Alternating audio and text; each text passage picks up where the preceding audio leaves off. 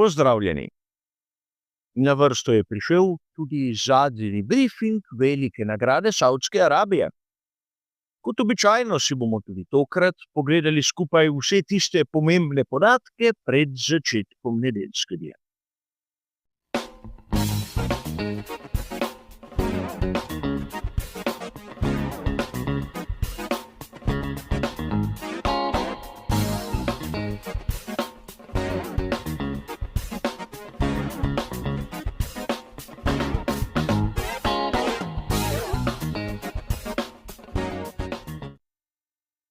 Tudi današnji prispevek bo kot običajno razdeljen na 3 dele, kjer si bomo v prvem ogledali rezultate kvalifikacij.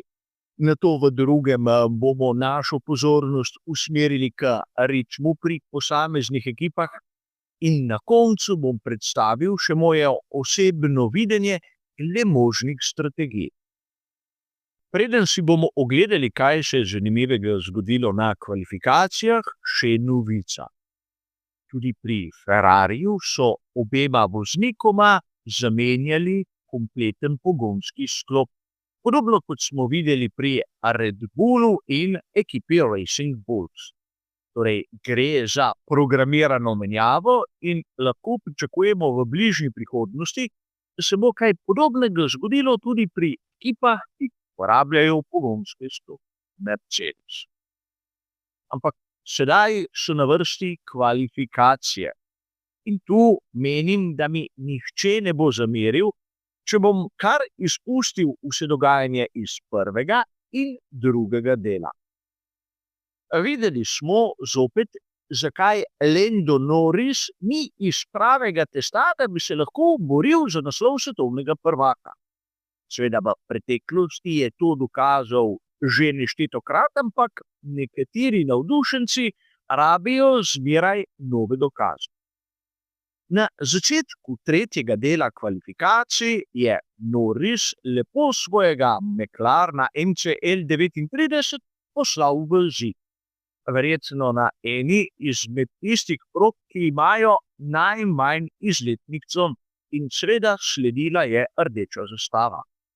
Njegov moštveni kolega Oscar Piastri je takrat imel edini čas, kjer je zopet pokazal, da je bolj hladnokrven, umirjen in nekako osredotočen na njegovo nalogo. Medtem ko Lando Norris pač ni kos vsemu pritisku, ki se povečuje tudi pri njegovi vlogi prvega voznika v samem McLarenu. Upam, da bodo dokaj hitro razčistili, kajti kot bomo videli v nadaljevanju, Max Verstappen ni rekel zadnje.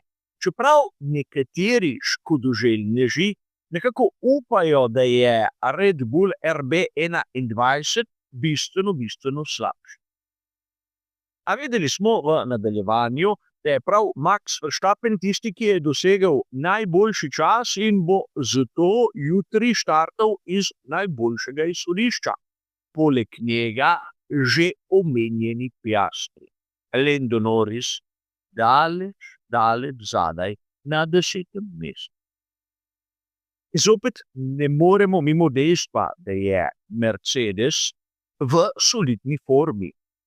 Nič pretirano dobrega, ampak zmeraj so tam z Georgeom Russelom bistveno bolj spredaj, ampak tudi Andrea Kimi Antonelli zna pokazati, iz kakšnega testa je do sedaj. Na tistih delih dirke, ko je bilo potrebno, še ni napravil nekih večjih napak.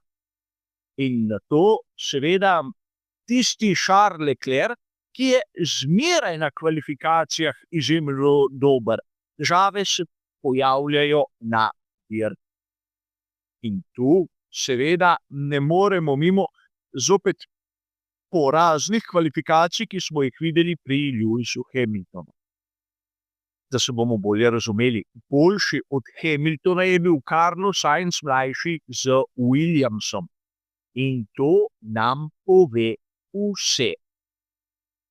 Yuki Tsunoda je bil boljši kot običajno, prišel je v tretji del kvalifikacij.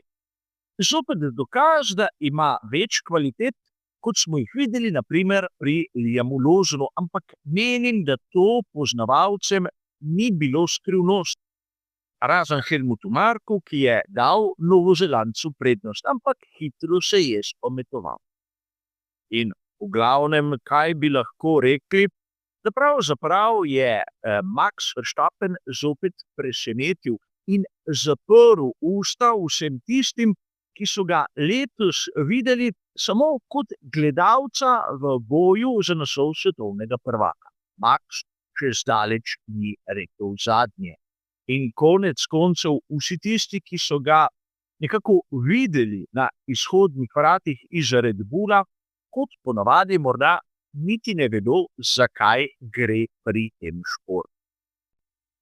A posvetimo se sedaj ritmu, ki ga bodo lahko imele ekipe na nedeljski dirki. Najprej se bomo ustavili pri tisti simulaciji, ki so jo objavili na uradni spletni strani Formule 1, f1.com. In tu moramo najprej povedati, da je seveda najhitrejši McLaren, ampak iz podatkov izhaja, da je skorajda takoj za njim Mercedes. Samo desetinko zaostanka naokrog, zaokroženo seveda. Nato na 3. in 4. mestu Ferrari ter Red Bull. In tu je zaostanek že nekoliko večji. Vidimo, da v obeh primerih dokaj skupaj. Govorimo seveda o ritmu, ki bi bil nekje četrtino sekunde na krog počasnejši od tistega, kar bi lahko pokazali pri McLarenu. A verjamem, da mnogi izmed vas, iskreno povedano, ne verjamete, da je morda Mercedes tako hiter v primerjavi z McLarenom. Zato je prav, da si ogledamo tudi druge simulacije. In če vzamemo v obzir naslednjo, bomo lahko takoj ugotovili, zakaj je Mercedes tako spredaj. Namreč tu lahko vidimo tudi mešanico, ki so jo uporabili v tako imenovanem long runu. In takoj nam je jasno, da so pri Mercedesu uporabljali pnevmatike soft, medtem ko pri konkurenci so se bolj opirali na pnevmatiko medium ali pa hard. In takoj nam je jasno, zakaj so pri Mercedesu tako pri vrhu, morda tako blizu McLarena.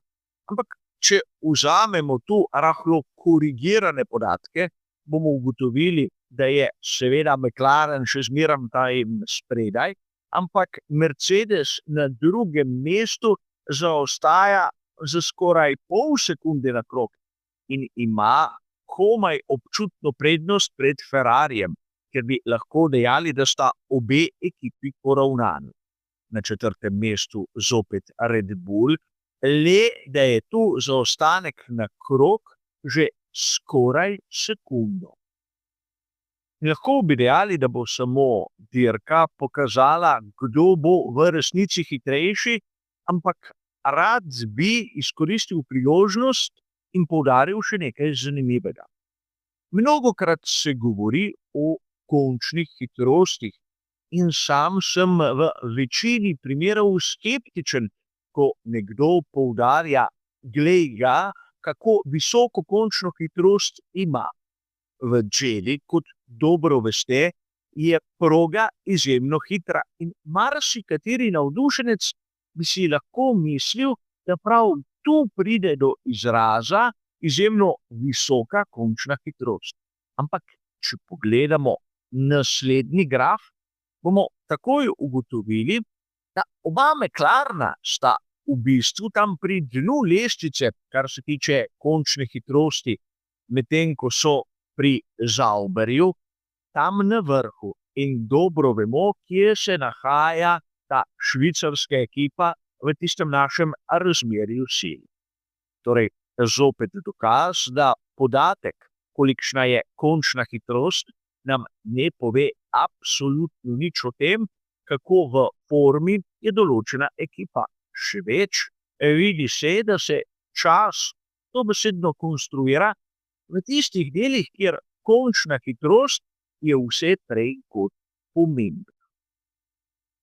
In sedaj je prišla na vrsto tista moja osebna napoved glede možnih strategij.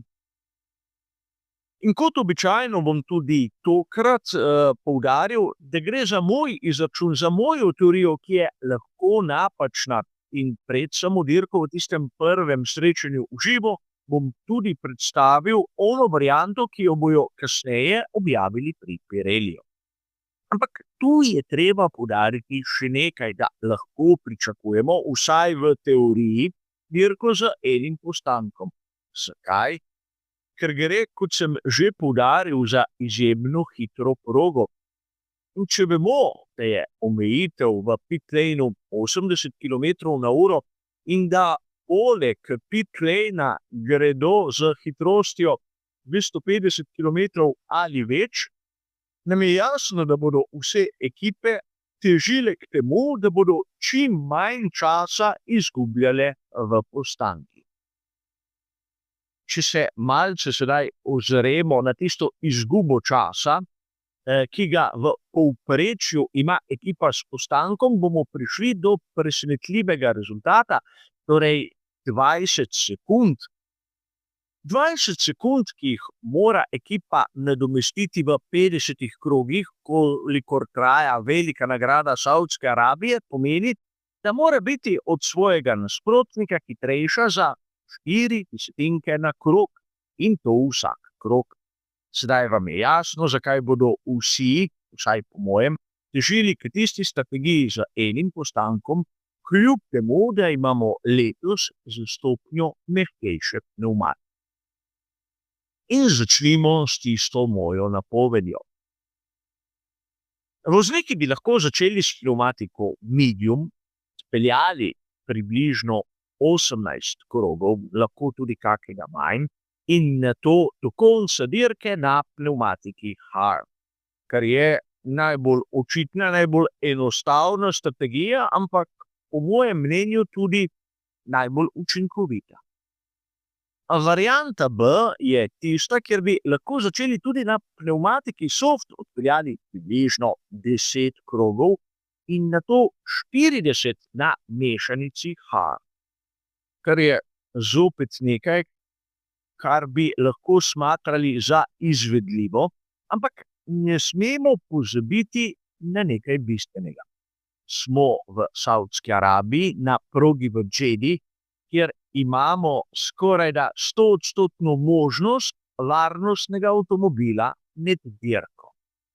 Kar bi pomenilo, da bodo lahko razne ekipe tudi malce tvegale in šle na strategijo z 2 postankoma, kar pa bi bila morda izpeljanka naše druge variante.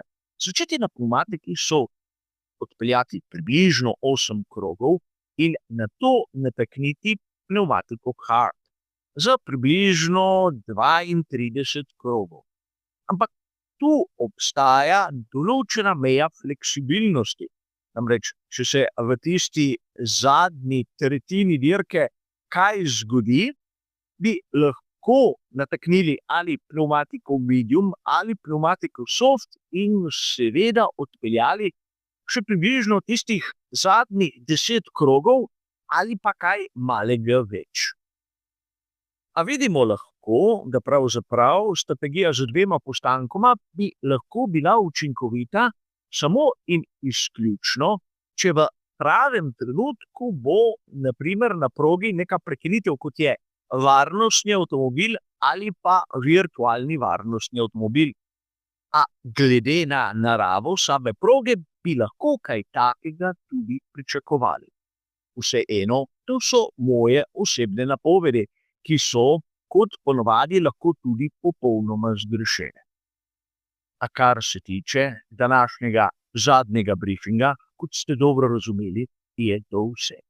Hvala za vašo pozornost in nasvidenje.